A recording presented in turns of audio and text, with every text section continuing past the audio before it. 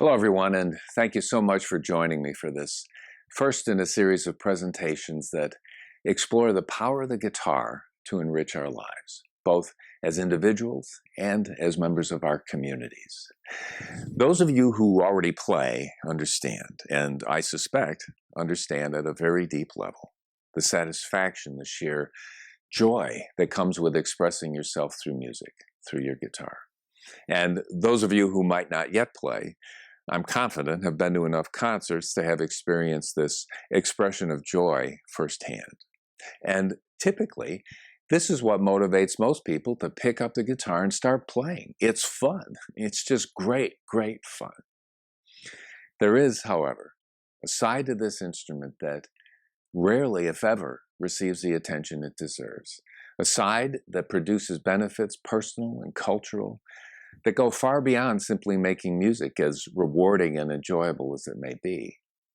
The guitar introduces people to the creative process, a process that, as our understanding grows, becomes the greatest single asset we have in not only dealing with the challenges of this world, but in living productive, rewarding lives we can look back on with tremendous pride. And the most glorious aspect of this thing we're calling a process is that there is no set formula.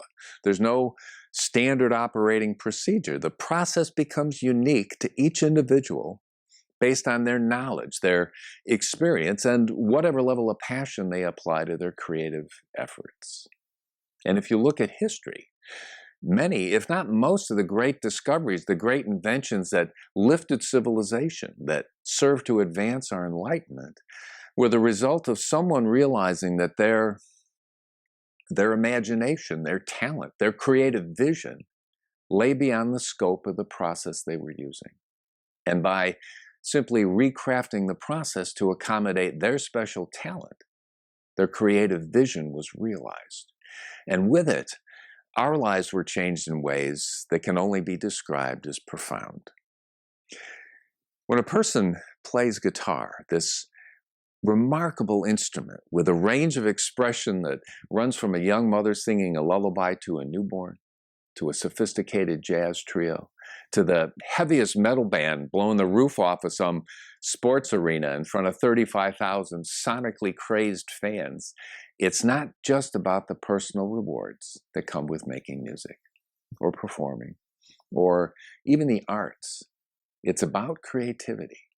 And specifically the creative process, this force, this energy that from the very beginning has provided us with all of our opportunities, that has produced a standard of living that just 2 short lifetimes ago would have seemed unimaginable.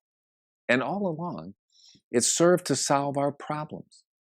Problems are not anticipated. That's why they're problems. They may not seem logical. They don't follow linear thought. And solving them requires a very special kind of thinking that the guitar almost imperceptibly involves us in. Thinking creatively. Of all the living creatures on this planet, only human beings have the ability to reason, to conceptualize, to envision a better way. This is, in fact, the defining characteristic that distinguishes humans from animals. And the highest use of this faculty is creativity, to take chaos and give it order, form, beauty, to create something of value out of nothing. And most interestingly, all the while we're striving for greater and ever greater levels of perfection, somehow within our hearts we know it's never fully achievable. And yet this is what inspires us to keep pushing, to relentlessly challenge ourselves to be better. The historian Paul Johnson expressed it so beautifully when he said, "Creativity is the sovereign remedy for the ills of our existence." And Einstein believed it to be more important than knowledge. His colleagues had every bit as much scientific knowledge as he had, and some would argue more. But Einstein Einstein had the creative spirit, and it gave him the confidence, the courage to challenge himself and his colleagues to look at things differently, to think creatively. The only real foundation for legitimate progress. We're constantly encouraged to accept the notion that knowledge is power. And obviously, knowledge is critically important. Centuries ago, the great Sir Francis Bacon summed it up perfectly. He said, "Man is but what he knoweth. We are what we know." And I know today, many believe we are what we eat. This may be true, but who we are is what we know. And this also led him to say that knowledge is power. But on this, and respectfully, I have to disagree. Knowledge is information. At best, it's a resource, and possibly a truly magnificent resource. At worst, it's noise. Lots and lots and lots of noise. And if you doubt this, I'd invite you to hop online for a moment.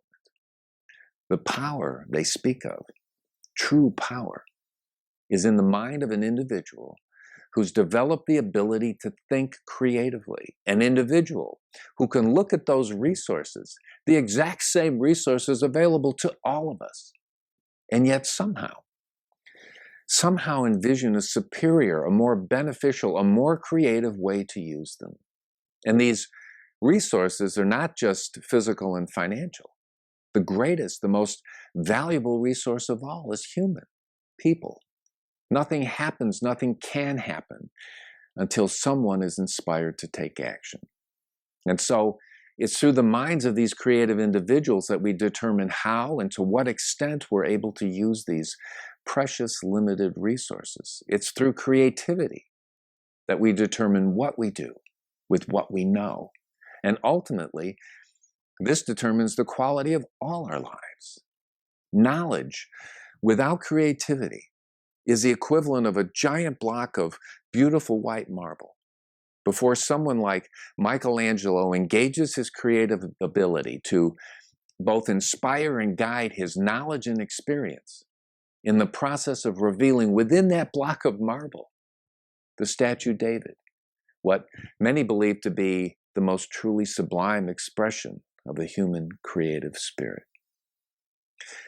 And of most concern, deep concern, it's like that young person who graduates college, having spent the previous 16 years diligently and at great expense, filling their head with knowledge, the raw material, the potential for greatness. And yet, tragically, they have no earthly clue what to do with it. And if I were to be completely candid, I'd have to suggest that this inescapable contradiction in what most people regard as smart is at the core, the very heart of most of our social and now political problems. Problems, it could be argued, that shouldn't even exist. These ideas, of course, are not new. Thousands of years ago, the great philosophers, the ancient thinkers, had already developed tremendous insight into the importance of all this. And they also understood that music provides not only a unique but an extraordinarily powerful means to access and develop this ability. Plato, whose ideas were so beautifully detailed by philosopher turned historian Will Durant, believed that rhythm and harmony find their way into the secret places of the soul, making it graceful.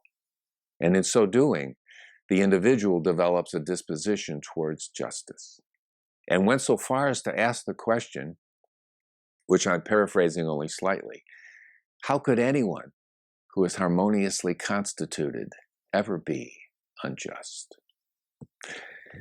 And like so many thinkers before and after, he understood that music is grounded in number, math. It's about intervals, relationships, order. This is what allows scales and harmony to work. And so, because of this, he believed that when a person developed musical ability, they became uniquely qualified to manage, to govern, to lead, and that ultimately these very, very special people come to represent civilization's greatest resource, the only guarantee we have of a bright, prosperous future. The point of all this, as I'm sure you've gathered by now, is that creative ability is the key. It's the key that unlocks the promise, the ultimate potential that lives within all of us. And as with so many things in life that are truly worthwhile, there's a challenge. This ability, this behavior is not automatic. It's not driven by instinct. It requires, in fact, it demands a conscious choice on the part of the individual, a choice far too many of us do our very best to avoid. Thinking, going out on that intellectual limb and exposing ourselves to criticism and rejection by presenting bold, fresh, innovative new ideas that almost certainly will be met with resistance, as has been the case with most all great ideas. Fortunately, there's an answer. This instrument, the guitar, serves as a threshold that introduces and engages people in the process and does it in a way that's exciting, that's fun, that can be enjoyed on any level. And as a person's involvement deepens, as their understanding of the process matures, and most importantly, as they experience, as they actually feel the emotional and intellectual rewards that can only be achieved through engaging this most human of all our abilities. It conditions them. It becomes their perspective on life, regardless of career path. Doctor, carpenter, accountant, mechanic, whatever they choose to do, they see life through this creative prism. When you can send a young person out into the world equipped with this ability, unlike most people who sadly will stand by passively watching as their aspirations, their dreams, are either stalled or destroyed by the very same obstacles, the very same challenges that we all face. A person with this ability sees in these obstacles the opportunity to create, the chance to engage their imagination. They see quite literally the opportunity to create a better reality. And as it turns out, not just for themselves, but for everyone whose lives they touch. Creativity is the ultimate expression of what it means to be a human being. And through the guitar, we're able to reveal and nurture this most miraculous of all human gifts, the ability to create, the ability to make this world a better place, and the only true source for a life of meaning, a life of purpose, and to find, not just in the end, but for the entire journey, true happiness. On behalf of the entire guitar playing community, I'd like to invite you to stop by your local guitar shop, visit with the staff, a group of people passionate about the guitar and making music. They'll be delighted to help you get involved. And whether you choose to do this for a family member, for a friend, or for yourself, the simple truth is that this may very well be one of the wisest choices you ever make. Once again, I'm Greg Bennett with Franklin Strapp. Thank you for your time, your attention, and your consideration. I'll see you soon.